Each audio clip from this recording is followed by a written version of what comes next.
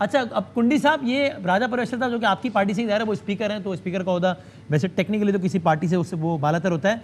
अब वो मैं आपसे सवाल इससे पूछ रहा हूँ कि आप खुद ही कह रहे थे अभी पिछले प्रोग्राम में, थोड़े दिनों पहले हमारे प्रोग्राम में आके बार बार कह रहे थे, आप हर शो में कह रहे थे कि भाई पीटीआई वाले वापस आए, असेंबलियों में आए, कानून की जंग लड़ें, पार्लियामानी जंग लड़ें, बेशक फिर हमारे इत्तेहादियों के साथ मिल के हमारी हुकूमत गिरा दें, लेकिन पार्लियामान में आए।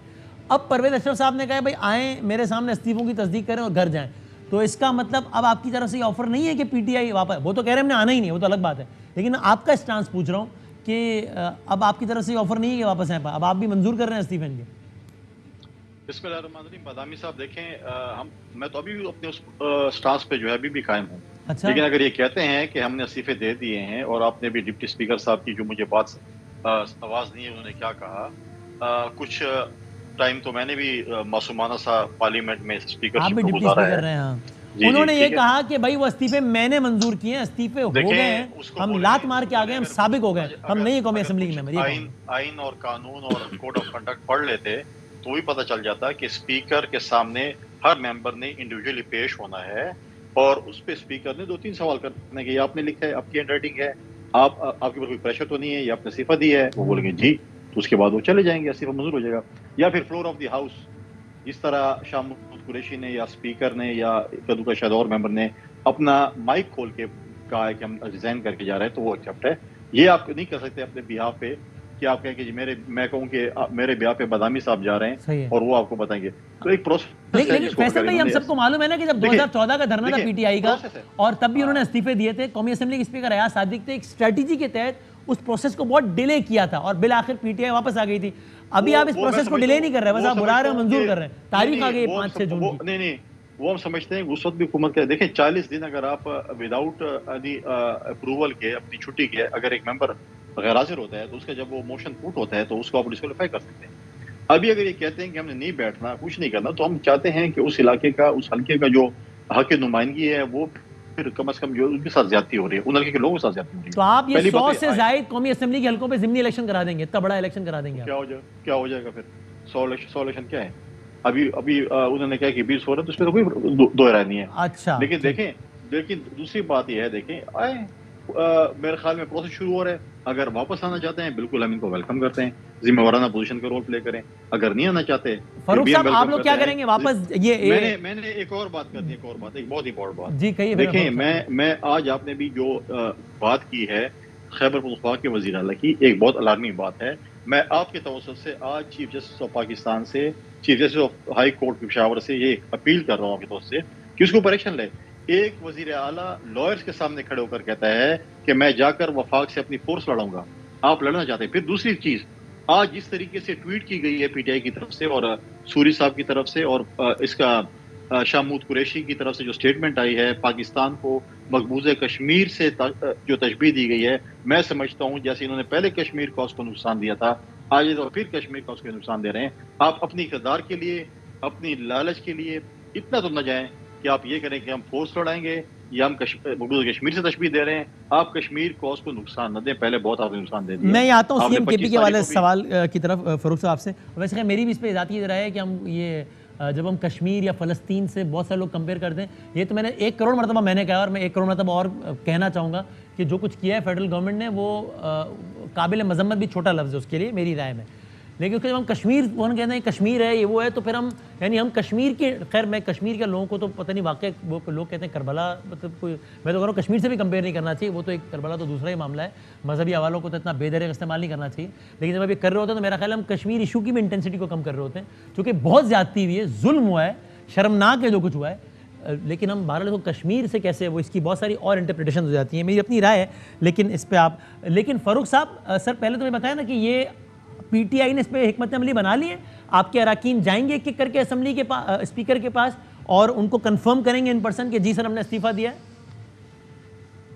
देखें, बुनियादी तौर के ऊपर ये जो असेंबली है, इस असेंबली का जो मामला है, इसमें जो हुकूमत आई है, मुझे आप ये बताएं कि राजा रियाज जो कि ज़मीर फरोशों के लूटों के चीफ हैं, और जब उन्होंने पीटीआई का टिकट लेना था, इसी तरह की मिन्नत तरला समाजत जो है वो कर रहे थे पीटीआई की, और पाँव पकड़े हुए थे उन्होंने, वो ही काम उन्होंने उधर भी किया है। अब उनको अपोजिशन लीडर बना दिया है। अब ये कितना बड़ा मजाक है कि आप 2 मेंबरान भी लगा लेते हैं जो आपके ज़ाती लोग हैं आईनी इदारे में, इलेक्शन कमीशन में, फिर आप कहेंगे कि नहीं ये इलेक्शन भी साफ शफाफ हो गए। फिर आप चेयरमैन नैब भी लगाना चाहते हैं और अकाउंटेबिलिटी के केसेस भी आप ही के ऊपर हैं।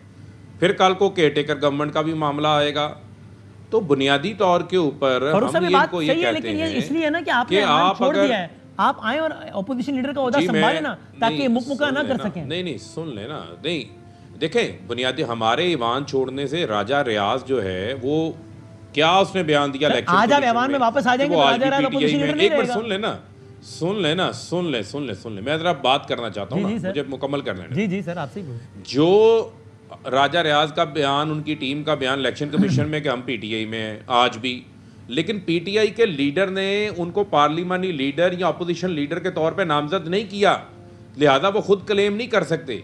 अगर अपोजिशन लीडर बनाना था, ये बनाते जीडीए में से या क्यू लीग के जो लोग वहाँ पर बैठे हुए हैं अपोजिशन में, या वहाँ पर जिन्होंने उन इत्तेहादियों ने जिन्होंने रिज़ाइन नहीं दिए वो वहाँ पे मौजूद हैं, उनमें से अपोजिशन लीडर बनते थे। ये अपोजिशन लीडर नहीं, ये ऐसे ही है कि जिस तरह PMLN को हमेशा आदत है एम्पायर साथ मिला के खेलने की, कि वज़ीर आज़म भी अपना, अपोजिशन लीडर भी अपना, इलेक्शन कमीशन भी अपना और मेंबरान भी अपने।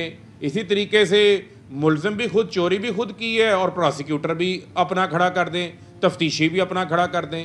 तो ये अंपायर साथ मिला के खेलने का मैच इनका पुराना तरीक़ाकार है। अब आ जाएं आप इस्तीफ़ों की तस्दीक के हवाले से। हाँ। हम अपने रिज़ाइन दे चुके हुए हैं, बबांगे दोहल दे चुके हुए हैं, सबके सामने दे चुके हैं। जो स्पीकर थे उस वक्त के कासिम सूरी, उन्होंने अपनी ड्यू डिलिजेंस के बाद तमाम तर कवानीन को सामने रखते हुए इस्तीफ़े मंजूर किए। ये अब गैर कानूनी, गैर आइनी तौर के ऊपर उन इस्तीफ़ों को इन्होंने रोका, इलेक्शन कमीशन के पास नहीं भेजा। इन्होंने 100 हल्कों में ये करवाना चाहते हैं ज़िमनी इंतखाबात। 100 हल्कों में ज़िमनी इंतखाबात हो सकते हैं, तो 272 हल्कों में इंतखाबात नहीं हो सकते। उस वक्त इलेक्शन कमीशन की तैयारी चले जाती है, 7 माह में 100 हल्कों में करवाने के लिए फौरी तैयार हो जाते हैं। 48 अरब रुपया मांगा है जनरल इलेक्शन के लिए, ठीक है। तो ये 100 हल्कों के ऊपर भी 15-20 अरब तो खर्च होंगे ज़िमनी इंतखाबात में। एक तरफ कहते हैं जहर खाने को पैसे नहीं है हुकूमत के पास, दूसरी जानिब वज़ीर आज़म उसमें खाबे भी खुले हुए हैं, ज़िमनी इलेक्शंस के लिए भी पैसे हैं। ओ खुदा का खौफ है, आप नहीं जा रहे हैं ना परवेज अशरफ साहब के बाद, आपके अरकान को जाने की जरूरत नहीं है, राइट? क्योंकि इस्तीफे तो हो गए, नहीं जा रहे हमारे अरकान को। देखें, मैं आपको ये बता चुका हूँ कि हम अपना प्रोसेस मुकम्मल कर चुके हैं, ठीक है। अब इससे आगे ना मैं मजीद कोई बात करना चाहता हूँ, आगे बढ़ना चाहता हूँ। एक बात और करना चाहता हूँ, सिर्फ एक और बात करना चाहता हूँ। कुंडी साहब ने एक बात की, मैं कुंडी साहब को एक डेमोक्रेटिक शख्स समझता हूँ, मेरे लिए इनके दिल में जो है वो बड़ी रिस्पेक्ट है। लेकिन मुझे आप सिर्फ ये बता दें कि कौन सा माशरा, कौन सा मुल्क आपको मजहब एहतजाज करने से रोकता है, और जिस किस्म का जुल्म यहाँ किया गया, आप वफाक को कमज़ोर कर रहे हैं। किसी ज़माने में बेनज़ीर होती थी चारों सूबों की जंजीर, वफाक की मजबूती की अलामत होती थी। इमरान खान को लोगों ने मशवरा नहीं दिया कि सिंध हाउस में ज़मीर फरोशों की मंडी लगी हुई है, आप सिंध में गवर्नर राज लगा दें, उनके वज़रा आके लोगों को जो है वो जानवरों की तरह हाँक के लेके जा रहे हैं, उनकी बोलियां लगा रहे हैं, सरीना मैरियट में कमरे बुरुक हुए हुए हैं, उन पे पहरे दे रहे हैं। लेकिन हमने वफाक की मजबूती के लिए हमने ये इकदाम नहीं उठाया। लेकिन आप केपीके का रास्ता रोकते हैं। एक मिनट, आप केपीके, लेकिन ये बयान ठीक है कि सूबे का चीफ एग्जीक्यूटिव कह रहा है मैं अपनी फोर्स लेकर आऊंगा। बदामी साहब एक मिनट सुन लेना।